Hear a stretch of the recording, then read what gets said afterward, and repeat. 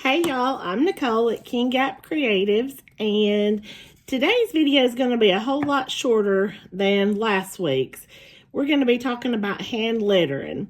So to start with, I want to give you just some full disclosure. Look at this. Look at this hot mess. My hand lettering is not great, but I am learning and I'm trying to remedy this. So sometimes I'm still using the trace and paint method, like where you use a piece of graphite paper. And they have this in white too. So if you're working on a dark background, but all you do with that, you just put it shiny side down onto the surface that you want it to transfer to.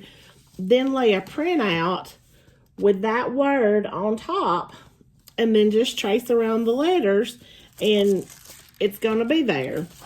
Just make sure that shiny side is down though, because if you don't, you're going to do all that work and there's nothing. Now, there are a couple of problems with this method. Number one, it makes my hand really, really tired. So I wanted to try to come up with something else.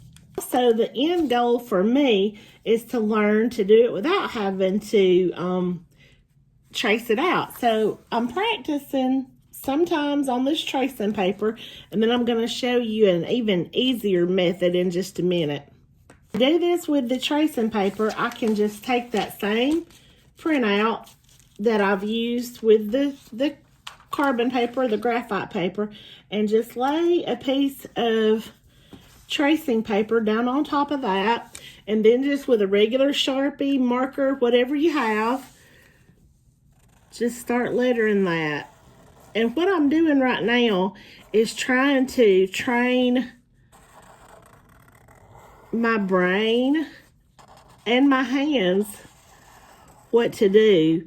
So I'm not filling that in completely yet. I'm just really trying to get the swoop right, the swoop of each letter, and to figure out where I actually pick up between letters, because that's really important when it comes to the way that it's going to look in the end. So you're really just trying to get the feel of that, and then you can go back and fill it in later. You just mostly, like I said, want to get the feel of how it flows and where you're picking your pen up. I messed up right there. I meant to just do the swoosh of it, and I did the whole thing. So then I would come down this side and do the same thing again, just trying to figure where that those pickup points are going to be, and where to just kind of get the feel of how the word flows. Now, this is helping you practice lettering in general, but what I've been doing is just mainly trying to practice one word at a time, so that I can get the hang of just one word, and then that way that word will be in my memory bank.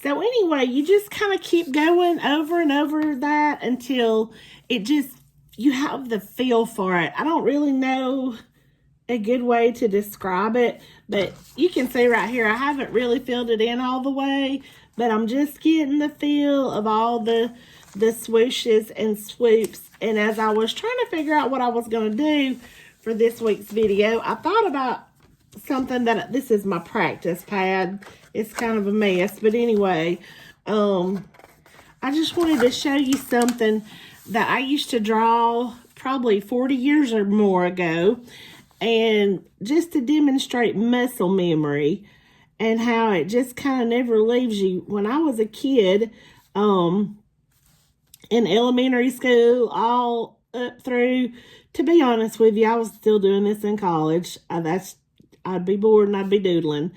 But I would draw this lady's face. Now, it would vary. Sometimes she'd have slightly different features, and sometimes her hair would be curly, and sometimes it would be straight. She always had full juicy lips, because I guess somehow I always wanted to have full juicy lips, and I've just never had that. But anyway, I digress. But I would draw this little lady just over and over again. And she's pretty bad this time because I haven't done it in a long time. But the point is, the muscle memory is still there. So I would just sketch her just repeatedly. And when I was practicing a lot, she was good. But even now, with just a quick little sketch of something that I haven't done in a really long time, sometimes I would give her little dimples and sometimes little, but like I said, she's not great, but muscle memory. That's what it's all about. Just training your hands and your brain to do what you want them to do.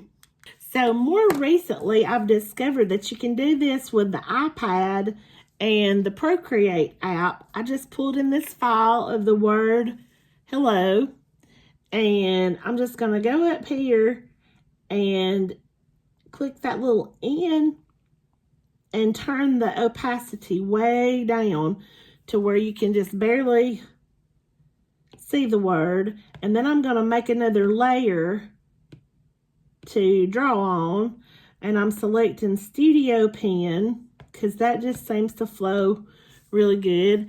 And I'm just going to do the same thing I was doing with the tracing paper. Just going to go and get my little swooshes just right. And I'm just going to try to notice where I'm picking up and putting back down, because that somehow, I'm not very far along in my lettering journey, as you can see from what I showed you earlier. But that's one thing I have already learned, that the pick up and put down points are so crucial to just the letter, the word just flowing, I guess you could say, prettily.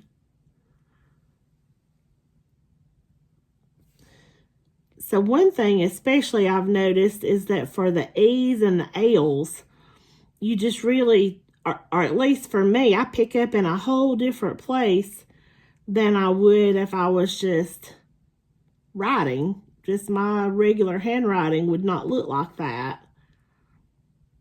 Just trying to get the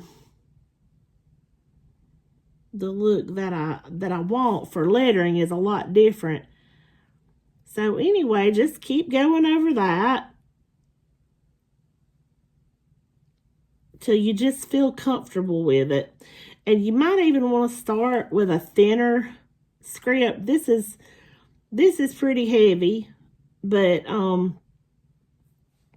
just to get the flow, because you can always fill in later and put your own you always do a thinner stroke on the way up, and then down it's thicker. And with the Procreate app, if you have an Apple Pencil, that's easy to get the thinner and thicker because it's pressure sensitive. So I'm just going to maybe go over this one more time and then see if I can do it, or at least something. Really, see, I messed up. I wasn't paying attention to my pickup place. Did you see that? I always want to pick up and put down out there, not where I just did. Like start the loop from the right side, I guess is what I'm trying to say.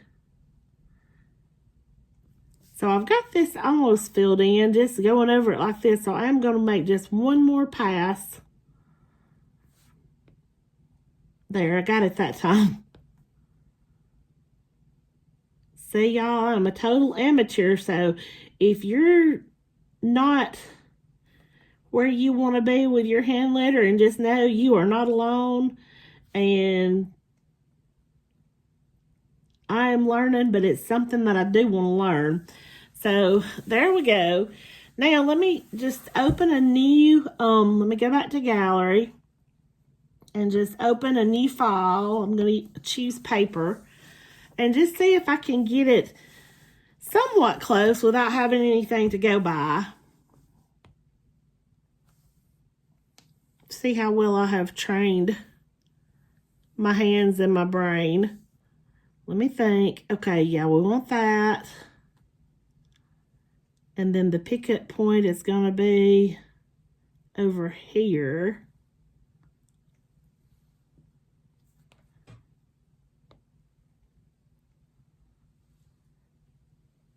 And then I want my O to have this little loopy loop thing. I think I've gotten my letters maybe too far apart.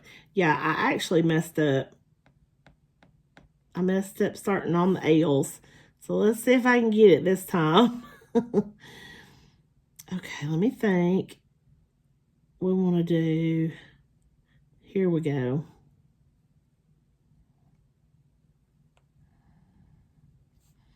And then I want to rock it a little bit, so I left a little bit of space between.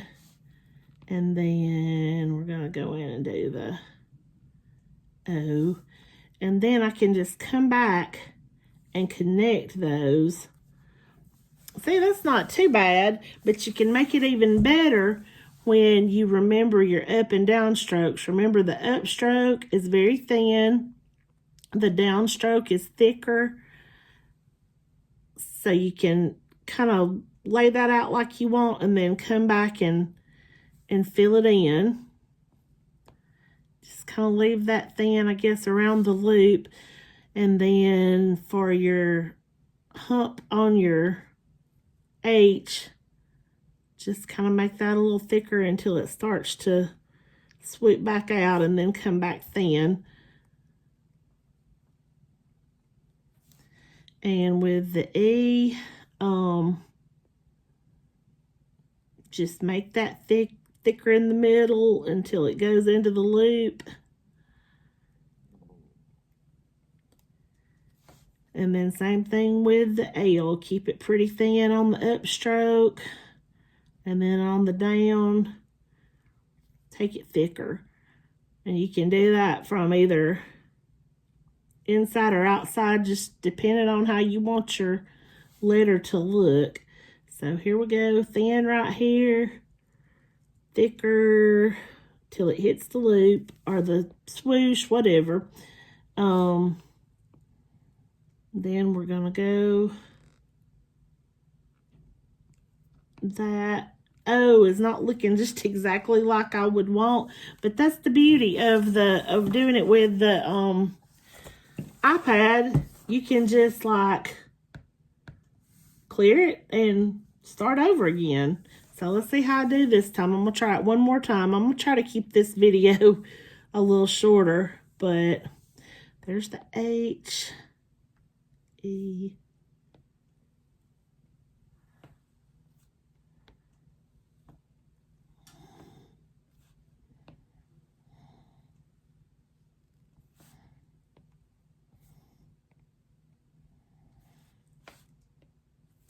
there, and just go back and do the thick and thin until it looks like good hand lettering. Okay, so finally, for the moment of truth, someday I'm going to try to learn how to letter with a brush, but I'm going to have to get the basic mechanics of it before I do that. So I'm taking this super expensive $1.25 little chalkboard from the Dollar Tree, and that is what I'm going to try to letter to see if I've learned anything. Y'all, I'm so scared. I'm afraid I'm not going to get it to where it's within the... I'm bad about not being able to hold them between the borders, but here we go.